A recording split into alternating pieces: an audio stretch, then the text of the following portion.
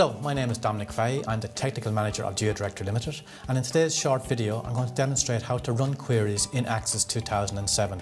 Just as a recap, Geodirectory provides that dataset in that version of Access. So what I'm going to do is I'm going to open my Access file, double clicking on the file. I have the 31 tables already loaded in this file, and I'm just going to quickly check that the relationships have been built. Okay, so there I see my 31 tables. I need to enable security, which I've done here. I will quickly check that the relationships exist. So I've done that, yes, they're already built. I will come out of that. And now I'm going to create the first query. And the first query will be to append geocodes to the geographic format of the address. So here at the top, I will select Create, and I'm going to create query design. When I open the query design, I get a number of options. So again, it shows me the list of options, and I said I was going to append the geocodes. So I need to look at the geographic format, which contains the addresses. So I'll select that. And I'm going to append the geocodes, and the geocodes are stored in the buildings table. So I need to select that. And again, because the relationship has been built, it has automatically shown me that these two tables are associated with each other. So if I look at the geographic format, I have all the information stored under different cells and columns, but I just want the address and the coordinates. So I'll just go down here and I see, yes, this has address line 1. So if I double click on that, and I take 2, 3 and 4. So now I have the 4 lines of the address from the geographic table, and then I go back to my buildings table where I know I've stored the geocodes, and in this case I'll use Irish grid, so I need eastings and northings. So down here it shows me what columns it's going to take out of each table. And when I go back and then run that query, I now have the data that I wanted. So again, just to recap, we've joined the two tables and we've taken the addresses out of the geographic format and the geocodes out of the buildings table. So now we have appended the geocodes to each address in our database.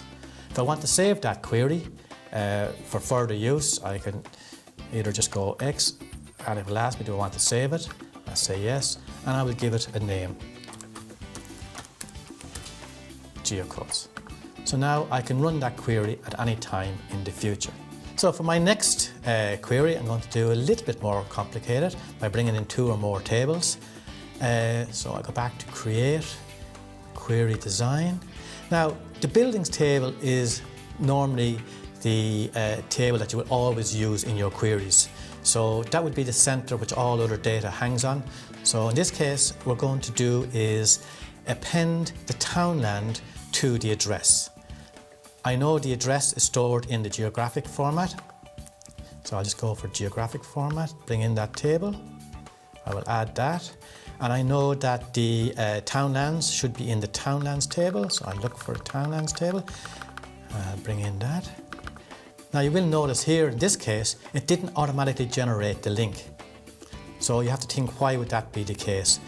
The normalized database has one table at its center, and as I said, buildings is that table, so I need to bring in the buildings table to generate the links. And you now notice that it automatically built the links between the geographic, or the address, where the address is stored, and the townlands. I said I was going to append the townlands to the address, so I will select the address from the geographic format table. Just do 1 to 4, lines 1 to 4, which is all we need. And from the townlands, I'm going to take in the name of the townland.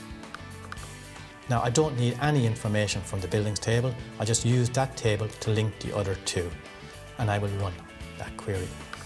So that has now brought back the address with the townland appended. So here we have the address and the townland name. And again, I can store that query, but in this case, what I'd like to do is save that information to another format of the file. So I go External Data, and here I'm going to use the export option. So it gives me a number of options. So I'll take Excel. Again, it asked me where I want to store the file and the name of the file. So I'll just call it query 1, but you can call that townland addresses or whatever name you feel is important. You can have the option of exporting with the formatting and the layout, but I'll just say OK to that. I'm happy with the name and I'm happy with the format. OK, that now saved the data into the Excel, and if I go to the folder, I can open that Excel spreadsheet. So again, I will just save that query. Again, by closing, it gives me the option of naming that. So I call it Townland, so I know what it is in future. I'll say OK.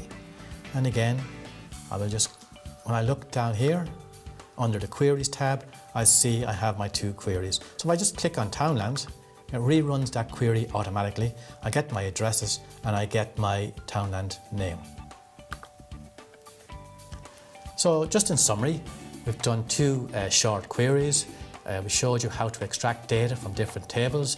We showed you a relatively simple one where there's 2 tables involved, and a little bit more complicated where there's 3 tables involved. So I hope you found this demonstration useful.